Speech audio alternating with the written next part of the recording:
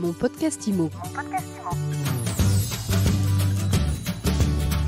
Bienvenue dans ce nouvel épisode de mon podcast IMO. Chaque jour, un éclairage sur l'actualité de l'immobilier avec un invité. Notre invité aujourd'hui, c'est Ethan Koren. Vous êtes cofondateur et président de Hello Syndic. Bonjour Ethan. Bonjour. Merci de répondre aujourd'hui à nos questions. Alors, vous êtes ce qu'on appelle un néo-syndic. Les syndics classiques vous connaissent bien et généralement, ils vous détestent. Enfin, je parle de votre profession de manière générale. Mais pour le grand public et pour celles et ceux qui ne savent pas ce qu'est un néo-syndic, comment l'expliquer en quelques mots ? Alors, tout à fait, néo-syndic, c'est un mot qu'on a utilisé pour la première fois il y a quelques mois dans un magazine papier, juste après le début de la crise sanitaire, et c'est un petit peu inspiré de ce qu'on appelle les néobanques, c'est-à-dire que sur le marché des syndics, vous avez aujourd'hui d'un côté les syndics traditionnels, avec leurs avantages et leurs inconvénients. Et vous avez aussi un type de syndic particulier qui s'appelle les syndics en ligne, qui sont créés grosso modo après la loi Allure de 2014, qui proposent des services beaucoup moins chers, mais aussi beaucoup plus limités, notamment aucune présence physique. Nous, on a inventé le néo-syndic. C'est pas le même concept, c'est plutôt un modèle hybride. C'est-à-dire que vous allez retrouver à la fois une dimension digitale avec une vraie valeur ajoutée sur les outils qui sont proposés aux copropriétaires et aux prestataires, et aussi une dimension physique. Cette fois, on s'inspire des syndics traditionnels avec des équipes en chair et en os qui sont en charge du suivi des actions et de la copropriété. Ça, c'est hyper important parce qu'on n'est pas du tout en train de déshumaniser, d'ubériser ou que sais-je le syndic. On cherche vraiment à ce que les équipes soit à leur bon niveau de valeur ajoutée. Et le bon niveau de valeur ajoutée, c'est des équipes qui sont dans la relation client et qui sont dans le quotidien des immeubles. On est dans quelque chose d'hybride, en fait, entre le syndic classique et ce que vous disiez sur les syndics 100% en ligne, qui en réalité vont coacher les copropriétaires bénévoles du conseil syndical, on pourrait dire. Vous avez vraiment des gens qui se déplacent et qui peuvent être sur place. Exactement. En fait, il y a des choses qu'on va faire à distance. Par exemple, la comptabilité, c'est quelque chose qu'on peut aujourd'hui en 2021 faire évidemment complètement à distance. On l'a fait pendant la crise sanitaire et qu'on peut partiellement automatiser, donc c'est très bien. Il y a des choses qu'on peut pas faire à distance, comme une visite d'immeuble ou une relation avec le conseil syndical. Parfois, on peut faire une réunion en visio, mais voilà, visiter une cour d'immeuble, à un moment, faut être sur place, vérifier l'avancée des travaux, faut être sur place, comparer des devis, discuter avec des entrepreneurs. Il y a besoin d'humains. Et donc, même si on est évidemment très partisan d'outils digitaux, on pourra y revenir. Là où c'est utile, évidemment, on met en avant l'humain. Et c'est toute la particularité du modèle du néo-syndic, qui est encore très minoritaire en France, mais qui croît très très vite et qui, à mon sens, deviendra la nouvelle norme du marché, puisque je pense que d'ici quelques années, les syndics traditionnels se seront suffisamment adaptés pour rejoindre le mouvement qu'on est en train de créer. Alors, une des preuves peut-être que c'est une solution et une méthode d'avenir, c'est que Hello Syndic, que vous avez créé en 2018, donc il n'y a pas si longtemps que ça, vient de lever 2 millions d'euros. Exactement. En fait, on s'est lancé, on est 2 entrepreneurs à l'origine du projet. On a lancé un certain nombre de pilotes et de prototypes dès le départ. Et puis, on a convaincu 2 entrepreneurs de nous suivre dans l'aventure. Et du coup, on a levé 2 millions d'euros, effectivement, il y a quelques semaines, ce qui nous permet d'accélérer significativement et sur une dimension commerciale et sur une dimension technologique, puisque dans le néo-syndic, comme vous avez un équilibre entre l'humain et le digital, les développements digitaux sont extrêmement importants pour gagner en productivité, pour gagner aussi dans le type de service et dans l'expérience client qu'on peut proposer aux copropriétaires et aux prestataires au quotidien. Donc voilà, ça va faire une période post-Covid extrêmement chargée, enrichissante et challengeante. Ethan Koren, je rappelle que vous êtes cofondateur et président de Hello Syndic, une entreprise créée il y a quelques années, en 2018.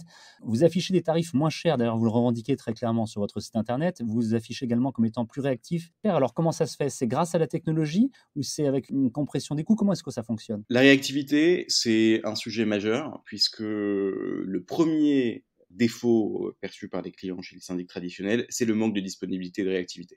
Donc on a mis beaucoup d'efforts là-dessus, et effectivement ça passe par un combo entre la techno et les équipes.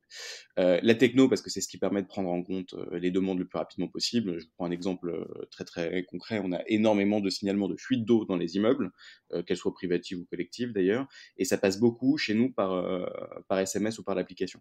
Parce que c'est hyper simple en fait d'envoyer un petit SMS en disant il y a un robinet qui est cassé dans la cour et ça fuit, j'ai peur que ça arrive dans la cave, est-ce que vous pouvez faire intervenir quelqu'un ? Donc en fait, le temps du SMS, c'est pas forcément le temps du bâtiment. Par contre, ça nous permet de faire remonter l'information extrêmement vite et d'avoir une équipe ensuite qui va gérer l'intervention avec le bon plombier, puisqu'évidemment, si vous recevez l'information très rapidement, mais qu'en fait, il n'y a pas de passage derrière des intervenants, ça va pas marcher. Donc c'est vraiment un mix entre ce sujet de techno et ce sujet d'équipe, aussi bien en interne qu'en externe avec les bons intervenants. Après, on a évidemment un sujet de prix. Les gens ont souvent le sentiment, un peu faux d'ailleurs, de payer trop cher leur syndic. Je dis un peu faux parce qu'on n'a pas vocation à taper de façon démagogue sur les syndics, dont certains font très bien leur travail. En fait, si les copropriétaires ont l'impression de trop payer leur syndic, c'est souvent parce que le service n'est pas au rendez-vous. C'est pas tant le service qui est trop cher, c'est le rapport qualité-prix. Nous, on a décidé de se positionner un peu moins cher que les syndics traditionnels, et on peut le faire parce qu'on a effectivement des coûts qui sont moins importants grâce à la technologie qui nous permet de gérer assez différemment l'entreprise et les opérations. Pour autant, même si les copropriétaires font des économies sur le syndic, les économies les plus importantes qu'ils font chez nous sont sur les remises en concurrence et les interventions plus que sur le syndic en tant que tel. Pour autant, on revendique complètement d'être en moyenne 20% en dessous du prix des syndics traditionnels. On a parlé depuis le début de ce concept de néo-syndic, c'est-à-dire très digitalisé, mais avec tout de même une présence physique. Ça veut dire que vous avez des agences dans les différentes villes où vous êtes présent? On a deux types d'équipes. On a des équipes qui gèrent les opérations administratives et comptables, et on a des équipes qui gèrent la présence sur les immeubles. Donc pour l'instant, nos équipes administratives et comptables sont centralisées à Paris, et donc on peut être présent dans plusieurs villes sans avoir besoin d'avoir des équipes locales en termes de back-office. Par contre, on a effectivement des équipes de suivi des immeubles qui sont présentes dans chaque ville. Alors ça passe pas par des agences, là, le modèle diffère en termes d'infrastructure par rapport aux syndics traditionnels. On ne va pas avoir à Paris, par exemple, ou à Lyon, une agence dans chaque arrondissement. Ça ne marche pas comme ça. En revanche, là où on est présent sur notre offre principale, qui s'appelle Hello Confort, on va avoir effectivement une personne référente en charge du suivi des immeubles, au moins une dans la ville en question. Et ça, c'est hyper important puisque il y a forcément un suivi, il y a de la relation humaine, il y a de la présence, et donc on le fait forcément avec quelqu'un qui est présent dans la ville. Et le syndic existe depuis 3 ans, on l'a dit, vous êtes présent à Paris, à Lyon, à Lille, à Bordeaux, à Toulouse également. Quels sont les retours que vous avez pour le moment de vos clients, de vos copropriétaires, puisque on le sait, la loi permet de remettre en concurrence son syndic chaque année. Du coup, vous avez un bon taux de renouvellement? Alors, on a un taux de renouvellement qui est quasiment de 100%, et on va plus loin que la loi, puisque dans certains cas, la loi permet de proposer des contrats de syndic qui sont valables jusqu'à 3 ans, et c'est pas du tout ce qu'on propose aux clients. On propose à nos clients systématiquement des contrats d'une durée d'une année, ce qui veut dire que d'une certaine façon, on se met à risque. On dit aux gens, venez chez nous, testez, et puis d'ailleurs, la première année, on a en général beaucoup de travail, puisque lorsque les gens veulent changer, c'est pas par hasard, c'est parce qu'ils sont mécontents de ce qui s'est passé pendant quelques années. Donc forcément, il y a une sorte d'héritage assez lourd à gérer, mais on dit non, venez chez nous pour 1 an, et puis si vous êtes content, vous pourrez renouveler. Et c'est ce qui se passe de façon extrêmement majoritaire.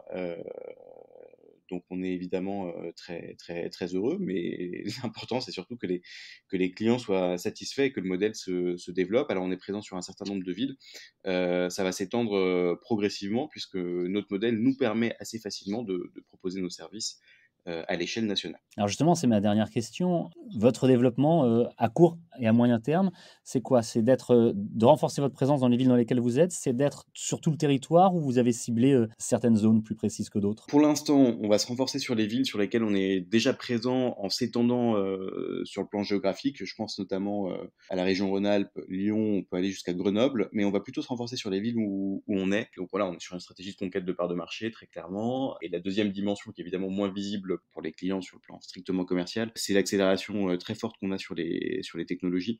On a un certain nombre d'outils, notamment d'intelligence artificielle, qui nous permettent de piloter automatiquement des interventions.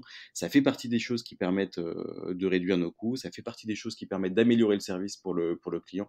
Et donc pour nous, c'est vraiment l'un des gros focus en termes d'investissement. Merci beaucoup, Ethan Coren, d'avoir répondu aux questions de mon podcast IMO aujourd'hui. Je rappelle que vous êtes cofondateur et président de Hello Syndic, qui n'est donc ni un syndic traditionnel serait ni un syndic 100% en ligne, mais un néo-syndic, ce que vous nous avez bien expliqué depuis tout à l'heure.